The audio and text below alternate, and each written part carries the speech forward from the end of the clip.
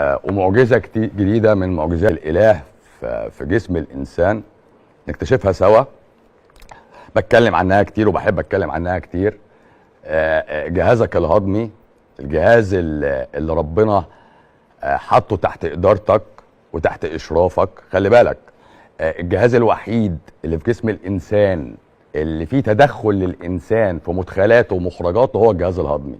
يعني ما تلاقيش الرئة انت بتتحكم فيها، ولا الجهاز الدوري القلب، ولا بتتحكم في نبض، ولا في كلى، ما تتحكمش في حاجة. انت الحاجة الوحيدة اللي ربنا سابها لك، ودي من نقط ضعفك في الحياة وسبب مخاوفك الأصلي أصلا، هو جهازك الهضمي. اشباع جهازك الهضمي. وبالمناسبة يعني كنت عايز أقول إن كثرة الخبز بس هي كفايتك في اليوم، عشان ما حدش يقول لك 3 وجبات والغذاء المتكامل المتوازن الذي لا ينقصه المينرالز والفيتامينز والمعادن.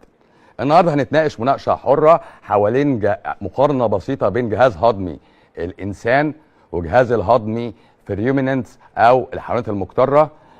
مناقشه سريعه بنشوف الافضليات، الشكل عامل ازاي، وتدخلات الانسان عملت ايه. نشوف مع بعض اول صوره. احنا الصوره دي شفنا شبهها قبل كده في فيديو سابق في حلقه سابقه. كانت بنتكلم على ايه؟ كنا بنتكلم على ان الحيوانات المقتره، وضربنا مثال بيها بالبقره، انها بعد ما بتاكل الاكل من هنا بتبدا تاخدها حاجه اسمها الكرشه الكبيره قوي دي. شايفها كبيره ازاي؟ هي واخده الجزء الكبير اللي تحت ده. دي اسمها الكرشه الكبيره، اليورومين. دي بيقعد فيها الاكل هنا حوالي 8 ساعات من هنا، بعد ما بيعدي على الريتيكولم اللي هي الشبكيه اللي بتلم لو في حصى، لو في طوب، لو في زلط، لو في معادن، لو في مسمار، بيتمسك هنا وبعدين يعدي يتخمر هنا، يقعد 5 6 7 8 ساعات، يرجع لمعده لبق الحيوان، يمضغه بلعابه تاني ويرجع يبلعه تاني على منطقه الريومن او الكرشه دي. كويس. المنطقه دي بيحصل فيها تخمر وبينتج فيها غازات كبيره اللي هو زي الميثان وكربون دايوكسيد والغازات الدفيئه اللي بنسميها الورم جازز دي. بعد كده بيتنقل على معده تانية، وفي الاخر معده صغيره اللي هي الخضره دي المعده اللي فيها حمض وفيها بيبسين وفيها انزيمات هاضمه للانسجه البروتينيه. المعده دي شبه معده الانسان، بعدها امعاء دقيقه، دي محطه الامتصاص، وبعد كده الاخراج. كويس. ساعات بتحصل في الحيوان ده مشكله، لو كل اكل رطوبته عاليه والتخمر بقى فيه زياده، الغاز بيطلع بصوره اكبر، فالمنطقه دي بتتنفخ وتدوس على الرئه بتاعت الحيوان.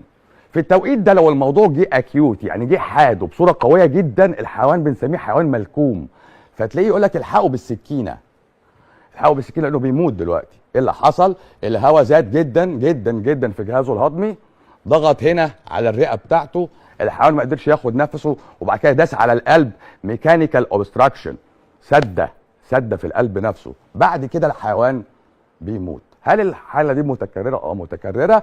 وبيجي ساعتها الطبيب البيطري بيضرب هنا زي ابره ليها تخانه كده، يفضي الهواء ويفضي السوائل الزياده، لان هي بتبقى طبعا ايه؟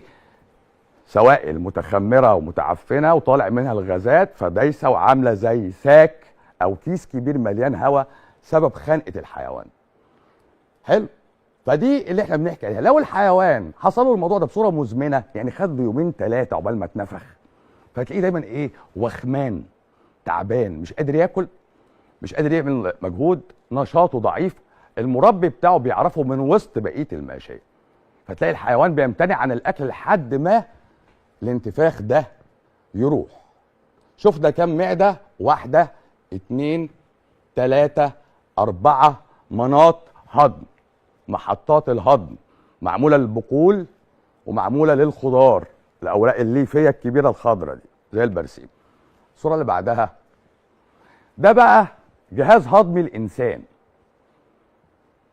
مريء بيبقى في منطقه الصدر، وبعد كده الحجاب الحاجز بيجي يقفل هنا، بيحجز ما بين منطقه الصدر ومنطقه البطن. بتبدا المعده، ودي المعده الوحيده اللي عند الانسان. معده، ده مناط الهضم هنا. يعني بعد ما امضغ بسناني واللعاب بتاعي مفيش حاجه هتهضم في جسمك غير دي. دي اللي هتفرم بقى حته اللحمه، صباع الشاورما، صباع الكفته، الممبار، الورق الاخضر، البيض، الفراخ هنا بس. بعد كده الامعاء مناط الامتصاص، محطه الامتصاص، عشان كده هي دي 6 متر بتمتص فيها، تمتص بقى المواد الغذائيه اللي تقدر تمتصها، السوائل اللازمه، المعادن، الفيتامينات. 6 متر بتختلف طبعا من اول ل 12. بعد كده جيجينم إليم، دي نهايتها. يبدا القولون بطل الروايه، متر ونص، متر صاعد، نص متر صاعد، نص متر مستعرض، نص متر نازل، وده المستقيم، ودي فتحه الشرج. يبقى ال7 8 متر دول هم دول جهازك الهضمي. منهم المريء ده، وبعد كده المعده، مناط الهضم ومناط تحويل الاكل من الصوره الرو اللي هي بقى ربنا خالقها وانت واكلها كوكد او وات ايفر، لحاجه اعرف امتصها. يبقى غالبا انا هحولها هنا لحاجه شبه سائله عشان اعرف استخلص منها اللي انا عايزه. اللي هيفضل منها ما هو صلب او شبه صلب او ما لم يمتص وما لا يستفاد منه، فتبدا تشتغل عليه البكتيريا هنا. البكتيريا بتبدا معايا منين؟ كل ده في بكتيريا على فكره. يعني الجهاز الهضمي ده كله بكتيريا، كله مستعمرات بكتيريا. موجود في الاستومك او في المعده على قد ما هي فيها حمض، موجود بالالافات. يعني ممكن تلاقي 20,000 30,000 نوع بكتيريا جوه المعده هنا. تبدا هنا بقى بالملايين. الامعاء مليانه ملايين. عشان كده الهضم عندك مش واقف على انزيماتك بس، لا، الهضم هياكل البكتيريا والبكتيريا هتاكلك.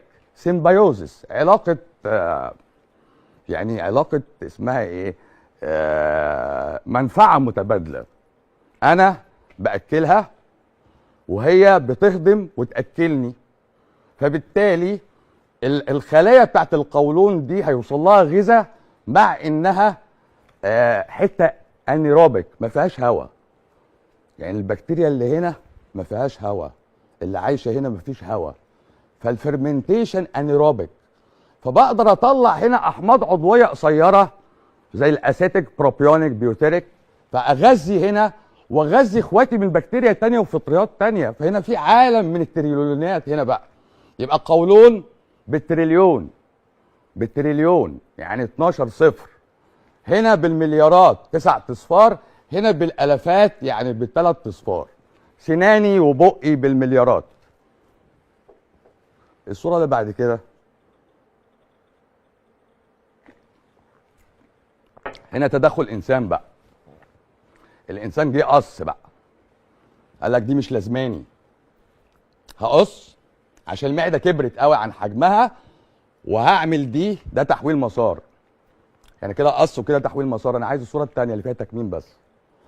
دي كده حول مسار. ليه؟ هو قص المعده وعدى ال 12 بجزء من الامعاء، وكده يبقى عمل اكنك كلت على الجزء الباوتش الصغيره، الكيس الصغير ده، ومشي بيه، حصل الامعاء متاخر. طبعا انت يعني هنقول، انا عايز التكميم بس الاول، اللي قبل دي، اللي بعد دي، لا بعديها، بعديها تاني، اللي بعديها، ايوه برضو دي ماشي. على العموم ماشي. بص، هو اللي حصل ايه هنا؟ دي المعده المفروض مناط الهضم، هو قص دي وعمل باوتش صغيره ما بقتش معده. يعني الحمض هو الحمض، ولا الكونتراكتيليتي هي الكونتراكتيليتي، ولا البطانه اللي هتفرز لي حاجات هي البطانه. يعني انت لو جبت سجاده ليها رسمه معينه وجيت قصيتها ورجعت خيطتها، لانقباضه المعده هي نفس الانقباضه. فتلاقي العيان ده بتاع انا عايز التكميم يا جماعه، عايز الصوره اللي بعد دي التكميم العاديه خالص. هو قص وساب دي تكمل كده. اللي فاتت دي كانت تحويل مسار. تحويل مسار يعني ايه؟ يعني هو خلى المعده مش امعاء دقيقه، لا، خد بقى من دي وصله ومدها لقدام. لكن التكميم هي دي السهله بقى، اللي بيقول لك دي سهله قوي، دي سهله، دي مصر كلها بتعملها بقى عادي. دي جريمه اصلا وعمليه قاتله. انت بتفقد المعده وظيفتها. هو غير ان هو تعدي على خلق ربنا يعني. خلاص مفيش حاجه اسمها معده وسعت والا ما كانش فشلت. يعني هو فشلت في نظرهم انها العين يتخن تاني، لا، هو الفشل وظيفي من داي 1. لان انت هنا ما بقتش معده، انت بقيت واصله، الوصله دي ما فيهاش حمض، غير قادره على تقابل الميكروبات اللي جايه لها من بره، مش قادره تقوم بوظيفتها الهضميه، مش عارف يطلع من عنده اكل جاهز للامتصاص. يعني انا هطلعه اكل اصلا ناقص، محتاج لسه مني شغل تاني، هتجيب له منين؟ فدايما تلاقي اللي عمل تكميم مصاحبه ليه ارتجاع المريء يزيد، حصوات المراره تظهر، قولون عصبي مستمر. ليه؟ انا بسلمك اكل غير مهضوم، راح لامعائك غير مهضوم، راح لقولونك فضلاته سيئه، مخرجاتها سيئه، قولون منفوخ مشدود على الاخر، ضغط بطن عالي، اعراضك تزيد اللي احنا كنا حكينا عليها قبل كده. يبقى العين التكميم اما يعاني من الام في الجسم وان شعره بيقع، خاصه ان انا همشيه كمان على ايه؟ مثبط حموضه، عشان المعده دي صغننه، فاي حاجه هتيجي فيها هترد على فوق، فعشان انت تسكت تاخد مثبط حموضه مدى الحياه. زائد زيرو حمض، يعني زيرو مناعه، يعني انا بحط ايدي في الارض واكل مفيش حاجه بتقف قدامه هنا. زائد ان انزيمات الهضم زي البيبسين مش هتشتغل. زائد كل ما هو يحتاج وسط حمضي لجاهزيه الامتصاص قدام، زي فيتامين بي 12 بقى والفيرس اللي هو الايرن والكالسيوم والمينرالز، كل دي مش هتمتص. حبيبي انت بتغير في خلق ربنا، فبالتالي هتعيش طول عمرك في مشاكل، والمشاكل دي لازم تعرف ان انت النهارده بتتعامل معامله واحد مفطوم بقى. احنا لسه بنلين حاجات هتاكلها وحاجات مش هتاكلها عشان تعيش شبه الانسان الطبيعي. يبقى ده غير انه تعدي على الخلق اصلا، هو فسيولوجيا وتقنيا غلط، فكره غلط، فكره من البدايه غلط. المعده مش كيس اقصه واحجمه، المعده عضو، وعضو فانكشننج، وعضو ليه وظيفه هرمونيه، والا ما كانش يبقى فيه مستقبلات للهستامين والاتروبين. يعني ليه في ماسكارينيك ريسبتورز، وليه يعني حاجات بتستقبل ال الاعصاب الباراسمبثاويه اللي هو العصب الحائر، ادي واحد بيستقبل هستامين وبيستقبل كل الهرمونات اللي بتشتغل على جسم حضرتك هو بيستقبلها. يبقى ما تجيش على معده زي دي وتقول لي هو كيس انا هقصه، لا، المعده عضو عضلي وظيفي هرموني مسؤول عن الهضم. اما حضرتك تقص فيه المقص ده لازم تقول لي تعويضي هعيش بيه ازاي، وتقول لي في الاخر انا بتخن ليه، لان حتى ده لغز انت مش عارف تحله. يبقى تعديك وتدخلك في ده مش صائب. كمان انا لما حطيت المقارنه ما بين معده انسان ومعده حيوان عشان اوريك الحيوان حتى بيحضر في كام معده لحزمه جرجير اللي انت بتاكلها، وفي الاخر بتتمم دي وتاكل الجرجير برضو. انا مش عارف انت مستني ايه من ورا معدتك او امعائك او قولونك او شكوتك العامه. خلي بالك الامراض بقالها 20 سنه من 2005 لحد النهارده بتتطور وشكلها بيتغير، وفي امراض جديده ظهرت وامراض نفسيه بتجد، وكل يوم والتاني مصطلحات بتتحط تحت كاتيجوري ونقول المرض الفلاني او المتلازمه العلانيه. انت كل ده متحاصر، ومخاوفك من اللي حواليك عماله تزيد، ومخاوفك من المرض والضعف والموت تحت تاثير المرض بتزيد. ركز وشوف الانسان مش كل اللي قدمه للبشريه سليم، والا ما كانش فيه ادويه اتطرحت من الاف دي اي واتشالت من السوق، عمليات اتحطت ولغوها بعد كده. لو سمحتوا الكلام ده محتاج منك تفنيد، محتاج منك مراجعه، محتاج منك اعاده بحث.